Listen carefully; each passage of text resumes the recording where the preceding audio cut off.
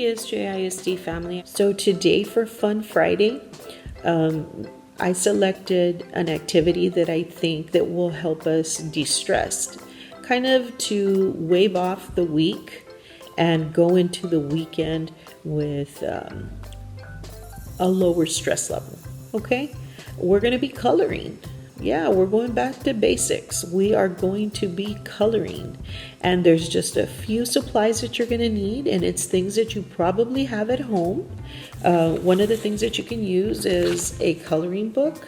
I found an old coloring book that my daughter had, and that's what I'm working with today. Okay, and all I did was from the coloring book, I decided to pick a page with bunnies on them, since we just went to Easter break, right? And everybody associates bunnies with spring. But if you have a coloring page, the good thing about it is you usually have another page in the back. So that's where you luck out with coloring books. Now, if you don't have a coloring book, that's okay, because there's a lot of websites that you can visit that you can get free coloring pages. One of my favorites is the Crayola.com. If you go into Crayola.com, not only do they have activities and other fun stuff that you can be working on with your kids or for your kids in the classroom, but they do have a lot of coloring pages, and they're designated into different areas. So for example, if you have a little one who loves Disney characters, they have a Disney character tab where you can find all these different characters there. If there's other characters that are on there as well, it doesn't have to be Disney, but they're also linked appropriate to, I guess, age levels as well, because they have a section for adult coloring books. When you're looking at a regular coloring page like this, you might see that it has a lot of detail. So maybe this would be something that your school age kid would be working on. And sometimes you have other pages like this one, or maybe a little simpler, that your younger kids can color. But then again, the adult coloring pages are a little more different than that. They tend to have a lot of detail, geometric shapes, a lot of different curves, and different kind of shaping that's a little bit more difficult to color. And that just helps you lose yourself in your coloring, kind of a mind meditation, if one can say. Now, when it comes to colors, you can use your traditional crayon box. They don't even have to be in a box. At this point, the kids often have them in their school pouches, and sometimes they're out of the box already. It's okay, they all color.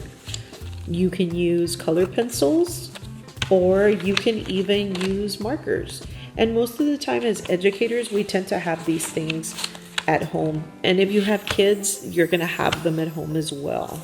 Okay? But one of the greatest things about it is the fact that you can do whatever you want when you're coloring. You kind of give yourself a timeout to release your stress, right? So if you can think back of ever seeing kids color, or if you have kids now and you remember when they were younger or so forth, and they began coloring, it was not uncommon, or it's not uncommon, to see them color objects on the page in colors that you might not normally color that way. For example, if you give a child a coloring page that has a tree on it, as an adult, we tend to assume that the bark is going to be brown and the leaves are going to be green. But the beauty about coloring is it doesn't have to be that way. If the kid wants to color the bark blue and the leaves orange, they can do so. That is their preference. It's allowing that person to be themselves on paper. There's no rules that apply to it. Now, sometimes kids get activities that they do from school where color by numbers, or they have to do math problems, and according to what the answers are, what color that you shade in the squares or the objects and so forth. But today we're just coloring for sake of releasing a little bit of stress, and there's nothing wrong with that. Now, you can choose something that best interests you.